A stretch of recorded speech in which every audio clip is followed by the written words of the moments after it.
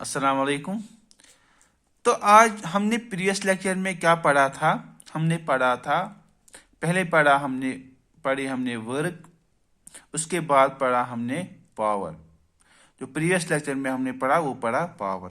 जो आज है, आज हमारा टॉपिक है एनर्जी। एनर्जी आपने सुना होगा। एनर्जी हम किसको बोलेंगे? ताकत। एनर्जी बोलते हैं, ट्रांसलेशन ताकत। तो अब हम फिजिक्स में क्या देखेंगे? फिजिक्स में हम किसको बोलेंगे? एनर्जी। एनर्जी फिजिक्स में हम किसको बोलेंगे? फिजिक्स में इसकी डेफिनेशन है,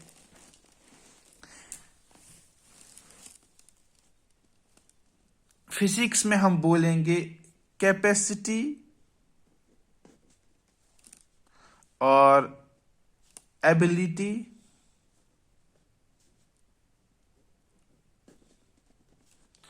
of a body to do the work। हम बोलेंगे कैपेसिटी और ability of a body to do the work. एक बॉडी अगर कोई है, कोई मशीन है, कोई बॉडी है, कोई इंसान है, तो हम बोलेंगे इसकी क्या कैपेबिलिटी है या इसकी कितनी एबिलिटी है कि वो वर्क करे, अगर कोई वर्क हो रही है, हमने निकाली वर्क कितना हो रहा है। अगर पावर है, पावर हमने देखा, पावर की वर्क डिवाइड बाय टाइम। अब एनर्जी है, एनर्जी हम क्या बोलेंगे? देखिए कि एक इंसान के पास कितनी कैपेबिलिटी है कि वो काम करे। आपको ऐसे में बोलूंगा, अगर किसी इंसान को काम करना है, उसको कुछ सामान ले जाना है यहां से यहां तक,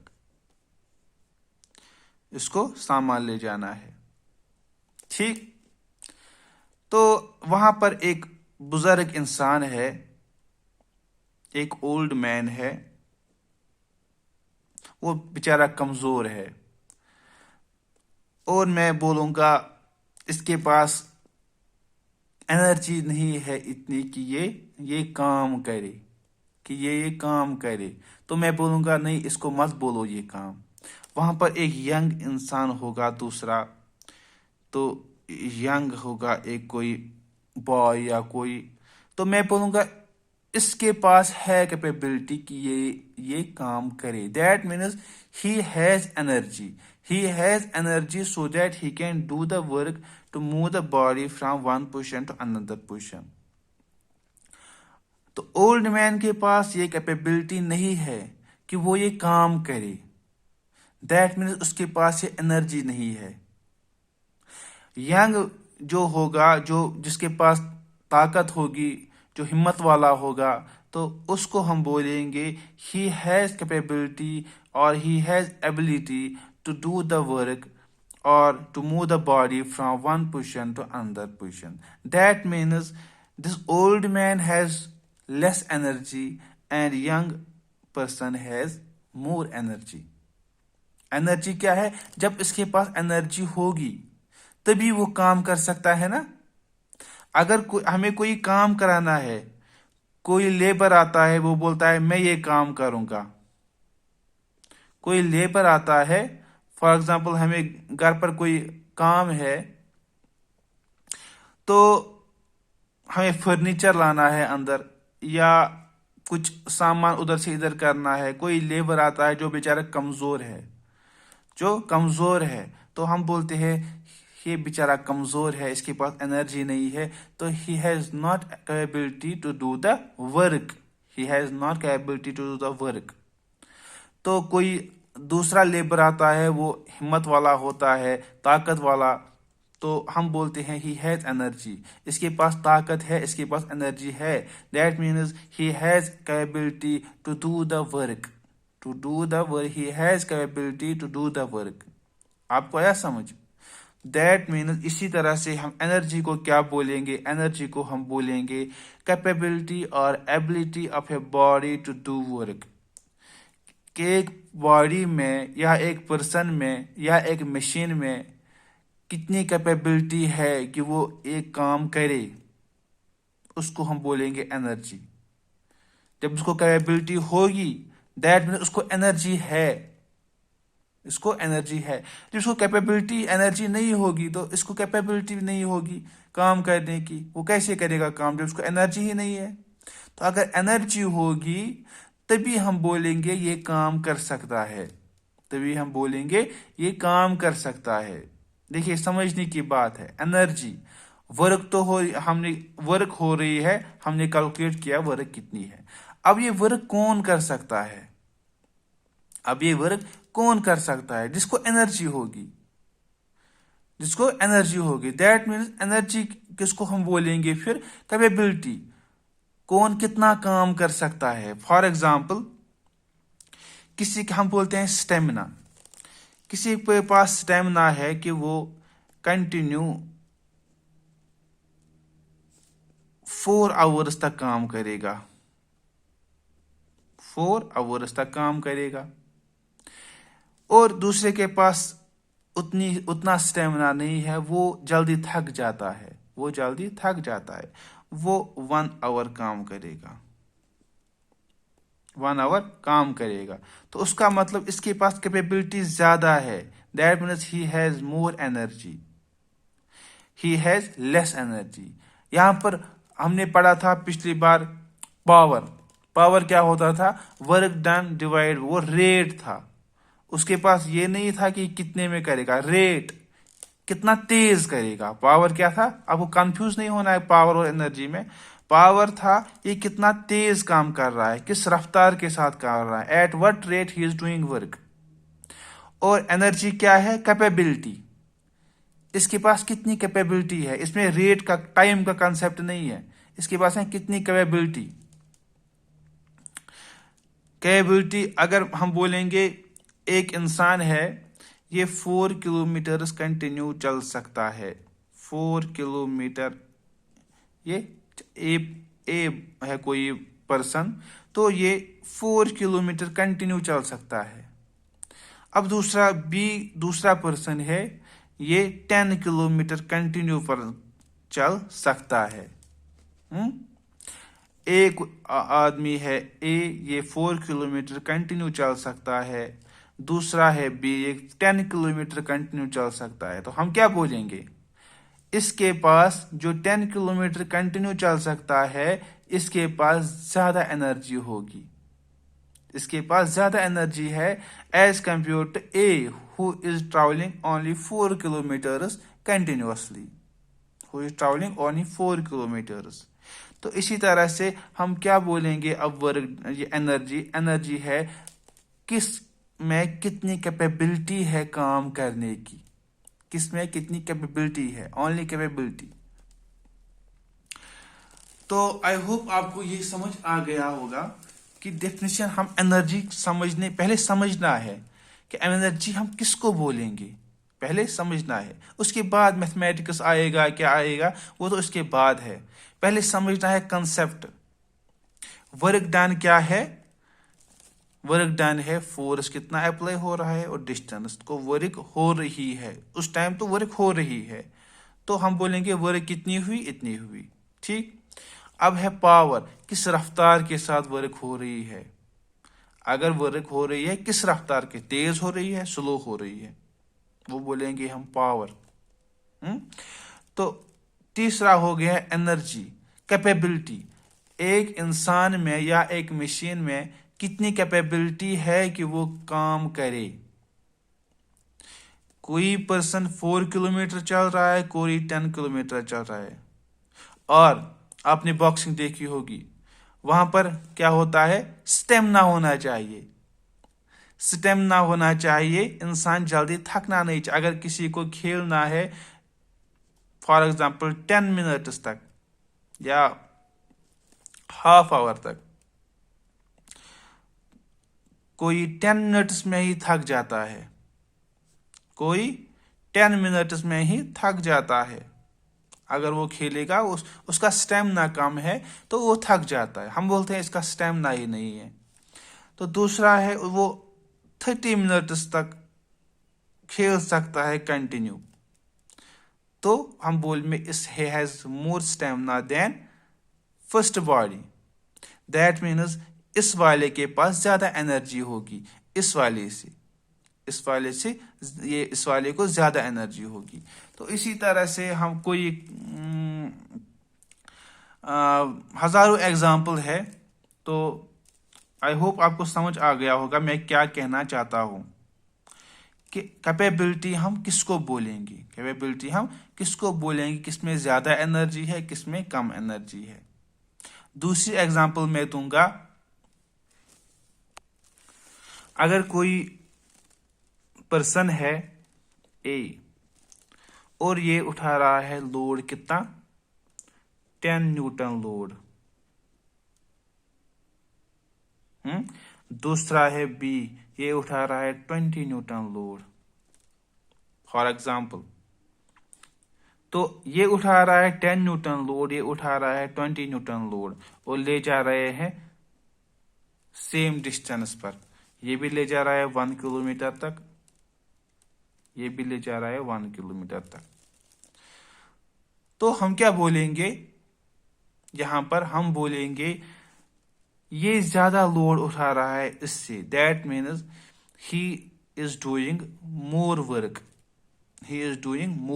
दैट मीन्स अगर ये वर्क ज्यादा कर रहा है तो इसके पास एनर्जी ज्यादा होगी, ही हैज मोर एनर्जी। तो हम क्या बोलेंगे फिर, ये 10 ही न्यूटन उठा रहा है और ये 20 न्यूटन लोड उठा रहा है। ये 10 न्यूटन लोड उठा रहा है और ले जा रहा है कहीं पर, और ये 20 न्यूटन लोड उठा रहा है और ले जा रहा है वहीं पर।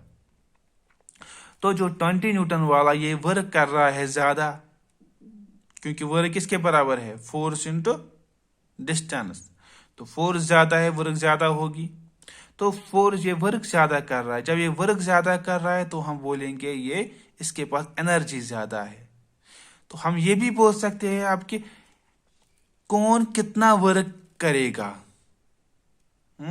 कितना वर्क करेगा या किस में कितनी वर्क करने की कैपेबिलिटी है ना सेम।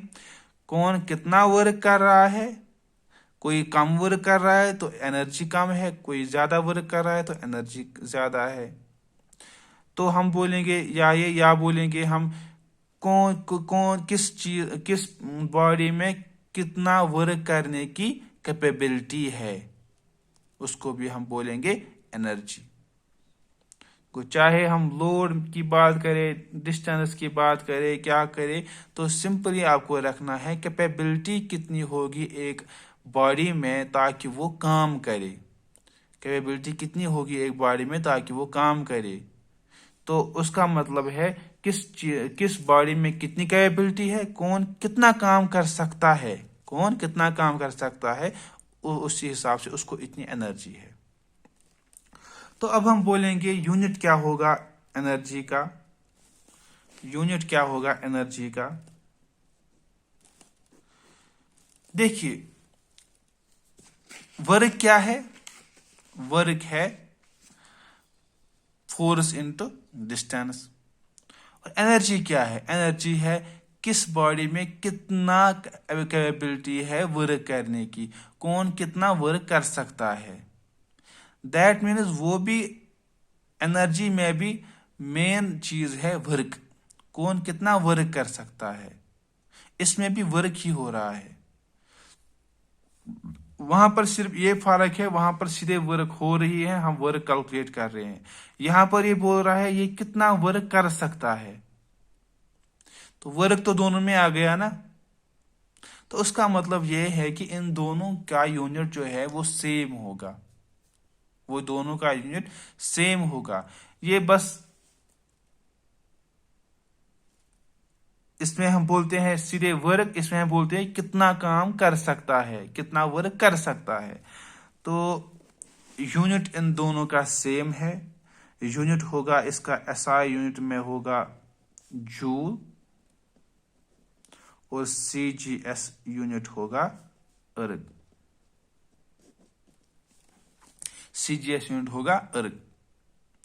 डायमेंशन क्या होगा, डायमेंशन आएगा देखिए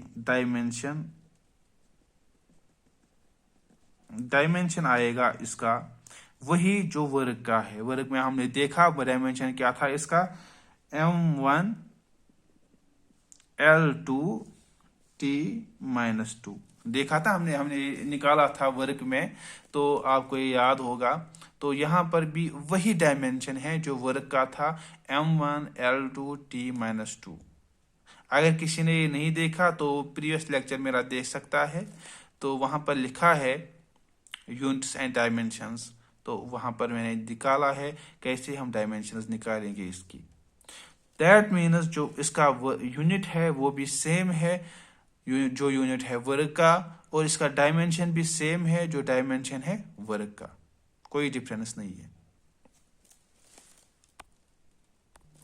अब इसमें आएंगे हमें टाइप्स। एनर्जी के टाइप्स क्या है? एनर्जी के टाइप्स मेनली जो एनर्जी के टाइप्स है वो दो है, काइनेटिक एनर्जी और पोटेंशियल एनर्जी। काइनेटिक एनर्जी और पोटेंशियल एनर्जी। पहले हम देखेंगे काइनेटिक एनर्जी क्या होता है। पहले हम देखेंगे काइनेटिक एनर्जी क्या होता है। काइनेटिक एनर्जी, काइनेटिक एनर्जी वो एनर्जी है जो एक बॉडी में होती है because of its motion. Because of its motion. अगर कोई बॉडी मोशन में है, वो चल रही है, तो उसकी मोशन की वजह से इसमें कितनी एनर्जी होगी, तो उसको हम बोलेंगे kinetic energy. That means energy possessed by a body, energy possessed by the body by virtue of its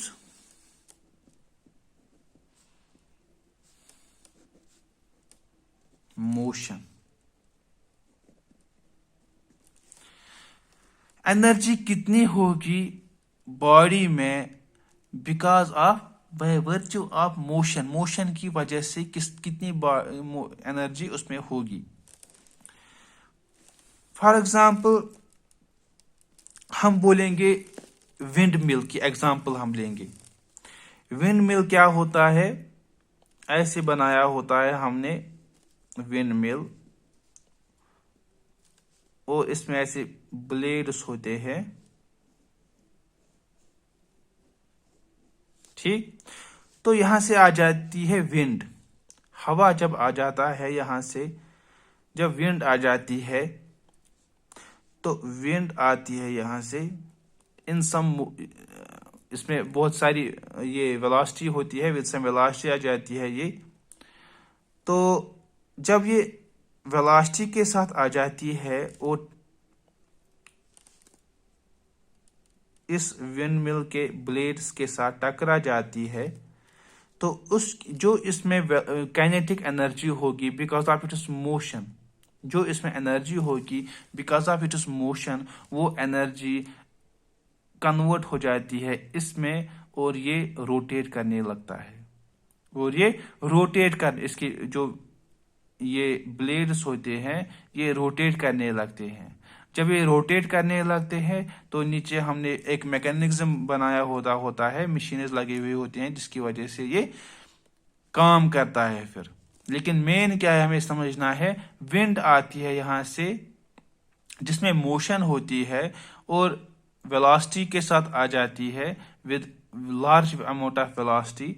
तो उस जो इसमें फिर बिकॉज ऑफ इसकी इट्स मोशन जो इसमें काइनेटिक एनर्जी होगा, वो काइनेटिक एनर्जी यहाँ पर काम कर रहा है। वो काइनेटिक एनर्जी यहाँ पर काम कर रहा है। कौन सा काम? ये इसको रोटेट कर रहा है, इनके ब्लेड उसको यहाँ पर रोटेट कर रहा है। तो इसका मतलब ये है कि इस विंड में, क्योंकि यहाँ पर काम हो रहा है ना, इसका मतलब ये है कि इस विंड में एनर्जी थी, एनर्जी थी, जो एनर्जी कन्वर्ट हो गई इसकी रोटेशन एनर्जी में, जो इसकी एनर्जी में रोटेशन एनर्जी में कन्वर्ट हो गई। तो विंड में एनर्जी थी, वो कौन सी एनर्जी थी? वो थी काइनेटिक एनर्जी, वो थी kinetic energy because of its motion. तो इसी तरह से हम बोलेंगे यहाँ पर एक नेल है, ये हमें लकड़ी के अंदर उतारनी है। तो हम हैमर लाएंगे, ये हैमर है। तो हम कोई इसमें इसमें हाथ में पकड़ता है और विद सम फोर्स ये इस पर मारता है। ये तो जब ये फोर्स से विद सम फोर्स ये इसको यहां से मारता है ऐसे, तो इसमें आ जाती है मोशन, हैमर में आ जाती है मोशन। आई ना मोशन? जब ये मोशन में आया तो यहां पर वर्क हुआ, ये नेल जो है ये इसके अंदर चला गया बिकॉज ऑफ हैमर। उसका मतलब यहां पर काम हुआ। ये काम किस एनर्जी ने किया? ये किया इसकी काइनेटिक एनर्जी ने। जो इसमें हमने काइनेटिक एनर्जी दे दी हैमर में, वो एनर्जी इसमें ट्रांसफर हो गई और ये इसके अंदर चला गया, यहां पर वर्क हो गई। तो ये जो वर्क हो रही है वहां पर या यहां पर, ये है because of kinetic energy, because of kinetic energy. तो इसको हम बोलेंगे जो एनर्जी होगी किसी बॉडी में because of its motion, because of its motion. For example कोई बॉल है, बॉल चल रही है, तो इसमें होगी kinetic energy. Any body which is in motion, जो भी बॉडी मोशन में होगी उसमें काइनेटिक एनर्जी होगी, उसमें काइनेटिक एनर्जी होगी। क्योंकि जो मोशन में होगी उसमें काइनेटिक एनर्जी डेफिनेटली होगी। क्योंकि काइनेटिक एनर्जी क्या होता है? Energy positive by body by virtue of its motion, जो किसी बॉडी में होगी मोशन की वजह से। और जब कोई, इसका मतलब यह है कि जब भी कोई बॉडी मोशन में होगी तो उसमें जो एनर्जी होगी वो होगी काइनेटिक एनर्जी, वो होगी काइनेटिक एनर्जी। चाहे वाटर फ्लो हो रहा है, चाहे विंड चल रही है, चाहे कोई बॉल चल रही है, चाहे गाड़ी चल रही है, इंसान चल रहा है, कोई भी चीज चल रही है, तो उसको हम बोलेंगे इसमें, इन सब में काइनेटिक एनर्जी है, इसमें काइनेटिक एनर्जी है। अब हमें कैलकुलेट करना है काइनेटिक एनर्जी किसके बराबर होगी। ये हम कैसे कैलकुलेट करेंगे कि इसमें कितनी काइनेटिक एनर्जी है? अब ये हमें देखना है।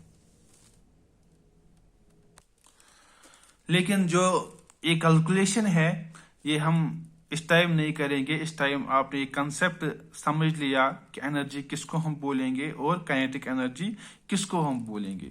नेक्स्ट लेक्चर में इंशाल्लाह हम अब कैलकुलेशन करेंगे कि हम काइनेटिक एनर्जी कैसे कैलकुलेट करेंगे, कैसे कैलकुलेट करेंगे। तो क्योंकि अगर वो इस टाइम करेंगे तो लेक्चर थोड़ा लंबा हो जाएगा, और इसलिए अब वो करेंगे नेक्स्ट लेक्चर में। इसलिए खुदा हाफिज। आई होप आपको ये सब समझ आ गया होगा।